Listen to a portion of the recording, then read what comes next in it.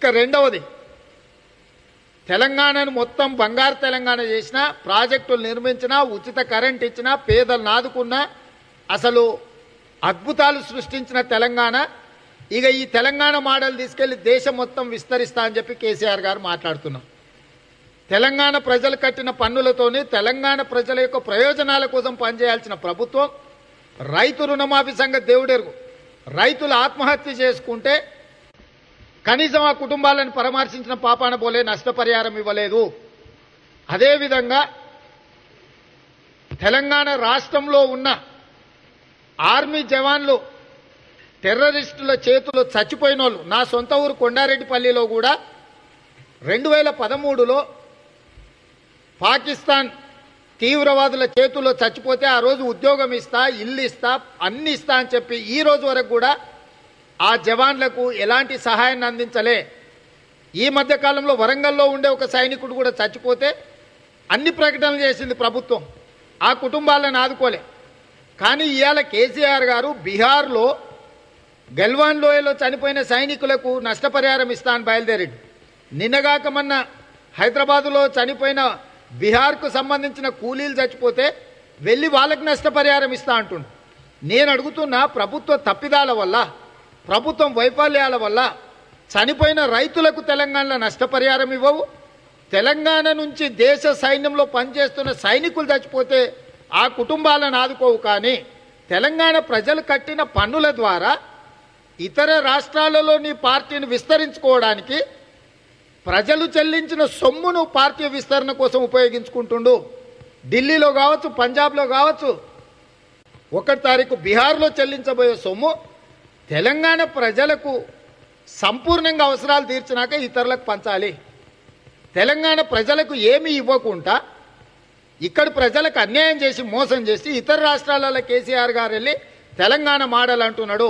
Telangana model అంటే ఏందే? టెండర్లు పిలుచుడు, కాంట్రాక్టులు ఇచ్చుడు, కమిషన్లు తీసుకున్నాడు, తర్వాత ఆ ప్రాజెక్టులు కూలిపోవుడు, నీళ్ళల్లో కొట్టుకపోవుడు. హైదరాబాద్లో భూదందాలు చేసుడు, భూదోపిడి, land mafia, sand mafia, liquor mafia, ప్రతి మాఫియా ఈరోజు కేసీఆర్ కుటుంబమే నాయకత్వం వహిస్తుంది. ఇక తెలంగాణ రాష్ట్రం చాలదన్నట్టు తెలంగాణ మోడల్ని దేశమంతా విస్తరిస్తాడంట. అంటే దేశాన్ని దోసుకోవడానికి కేసీఆర్ గారు తెలంగాణ మోడల్ పేరు మీద తన రాజ్యాన్ని విస్తరించుకొని దోపిడీకి పాల్పడాలని ఈయన బయలుదేరాడు. ఇంకొక ఆయన గుజరాత్ నుంచి బయలుదేరాడు తెలంగాణను ఆక్రమించుకోవడానికి. ఆయనది గుజరాత్ మోడల్ అంట. ఏందే గుజరాత్ మోడల్ అంటే? మత విద్వేషాలు రెచ్చగొట్టి హిందూ ముస్లిం మతాలకు సంబంధించిన వాళ్ళ వందలాది మందిని ఊచకోత కోసి లక్షలాది మంది నిరాశ్రయులను చేసి వేలాది కోట్ల రూపాయల ఆస్తులను విధ్వంసం చేయడమే గుజరాత్ మోడల్. ఉదాహరణ గోధ్రా సంఘటనను తీసుకోండి. గోధ్రా సంఘటనలో హిందువులు 270 మంది చచ్చిపోయారు, ముస్లింస్ 2000 మంది చచ్చిపోయారు, 2 లక్షల మంది నిరాశ్రయులైన, దాదాపుగా 10,000 కోట్ల రూపాయల ఆస్తులు విధ్వంసం జరిగింది. అట్లాంటి గుజరాత్ మోడల్ నరేంద్ర మోడీ, అమిత్ షా గారి మోడల్. ఇవాళ సేమ్ అచ్చంగా గుజరాత్లో ఏ విధ్వంసం సృష్టించడం ద్వారా 2 మతాల మధ్యలో చీలిక తీసుకొచ్చి మత విద్వేషాలను రెచ్చగొట్టి గుజరాత్లో అధికారాన్ని పదిలం చేసుకొని హిందూ ముస్లింల మధ్యలో పంచాయతీలు పెట్టి రాజ్యం ఏలుతున్నారో, ఇవాళ తెలంగాణలో కూడా అచ్చంగా అట్లనే మత విద్వేషాలను రెచ్చగొట్టి బీజేపీ ఎమ్మెల్యే మాట్లాడే మాటలు కానీ, బీజేపీ తెలంగాణ రాష్ట్ర అధ్యక్షుడు ఇస్తున్న ఉపన్యాసాలు కానీ గుజరాత్ మోడల్లో తెలంగాణను విధ్వంసం చేయడానికి బయలుదేరినరు. ఇది తెలంగాణ సమాజం అంతా గమనించాలి. తెలంగాణను ఆక్రమించుకోవాలని మోడీ బయలుదేరిండు, తెలంగాణ మోడల్ పేరు మీద దేశాన్ని ఆక్రమించుకోవాలని చెప్పి కేసీఆర్ గారు బయలుదేరిండ్రు. ఈ ఇద్దరు వ్యక్తుల దురాశ ప్రజల యొక్క దుఃఖానికి చేటవుతుంది. కాబట్టి ప్రజలు అప్రమత్తంగా ఉండాలి. ఇక ఈ పరిస్థితులు ఇట్లుంటే సందెట్లో సడేమియాలాగా గులాం నబీ ఆజాద్ మొన్నటి వరకు కాంగ్రెస్లో ఉన్నప్పుడు ఆజాద్గా వెలిగిండు. ఇప్పుడు నరేంద్ర మోడీ గులాంగా మారి 50 సంవత్సరాలు భుజాల మీద మోసిన కాంగ్రెస్ పార్టీని, నాయకత్వాన్ని ఈరోజు దూషిస్తున్నాడు. నేను గులాం నబీ ఆజాద్ గారికి విజ్ఞప్తి చేస్తున్నా, ఈ ప్రాంత ప్రజలకు మీరు సుపరిచితులు, మీరు ఇన్ఛార్జ్గా ఇక్కడ పనిచేసిండ్రు, మీరు ఎమ్మెల్యేగా, ముఖ్యమంత్రిగా, లోక్సభ సభ్యుడిగా రాజ్యసభలో 9 సంవత్సరాలు ప్రతిపక్ష నాయకుడిగా, కేంద్ర మంత్రిగా, ముఖ్యమంత్రిగా 50 సంవత్సరాలు మీ రాజకీయ ఆరంగేట్రం నుంచి మొన్నలో రాజ్యసభ ప్రతిపక్ష నాయకుడు వరకు నిరంతరం కోట్లాది మంది కాంగ్రెస్ పార్టీ కార్యకర్తలు మిమ్మల్ని నమ్మిండ్రు. గాంధీ కుటుంబం మిమ్మల్ని విశ్వసించిండ్రు. శ్రీమతి ఇందిరాగాంధీ గారు మిమ్మల్ని కొడుకులాగా ఆదరించిండ్రు. రాజీవ్ గాంధీ గారు మిమ్మల్ని సోదరుడులాగా భావించిండ్రు. శ్రీమతి సోనియా గాంధీ గారు ఈ దేశానికి సంబంధించిన దేశభక్తుడుగా, పార్టీ నాయకుడుగా, ప్రజల మేలు కోరుకునే ప్రతినిధిగా మీకు అవకాశం ఇచ్చింది. రాహుల్ గాంధీ గారు మీ సీనియారిటీకి, మీ అనుభవానికి గౌరవం ఇచ్చి అన్ని హోదాలు మీకు కల్పించిండ్రు.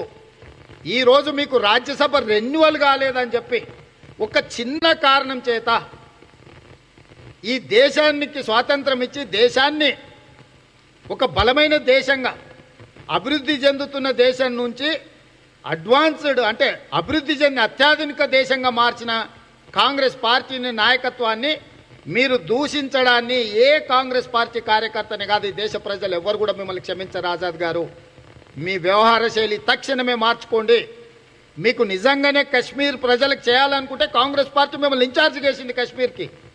కశ్మీరీ ప్రజల తరఫున మిమ్మల్ని కొట్లాడమని పార్టీ మీకు బాధ్యత ఇచ్చింది. టోటల్ కశ్మీర్ ఇన్ఛార్జ్ మిమ్మల్ని ఇస్తే మీరు ఆ బాధ్యతను రిజైన్ చేశారు. ఇవాళ మళ్ళీ పోయి కశ్మీర్లో నేను పార్టీ పెడతా అంటున్నాను. అంటే మీరు ఎవరి కనుసైగలలో మీరు పనిచేస్తున్నారు. నరేంద్ర మోడీ గారు అంటే ఈయనకు కశ్మీర్లో గ్రెనేడ్ పేలి 4 గుజరాతీలు చచ్చిపోతే ఈయన ముఖ్యమంత్రిగా ఉన్నప్పుడు నరేంద్ర మోడీ గారు ఫోన్ చేసి కంటతడి పెట్టుకున్నారంట. ఈయన మనసు కరిగిపోయిందంట. అసలు నరేంద్ర మోడీలో ఇంత మానవత్వం ఉందని అప్పుడే ఆజాద్ గారికి అర్థమైందట. మరి ఇన్నాళ్ళు ఎందుకు చెప్పలే? నరేంద్ర మోడీ గారు 4 గ్రెనేడ్లో గుజరాతీలు చచ్చిపోతే ఆయన కంటతడి పెట్టుకుంటే నీకు ఆయన మానవత్వం అంతా గుర్తొచ్చినప్పుడు నేను సూటిగా ఆజాద్ గారిని ఒకటే మాట అడుగుతున్నా.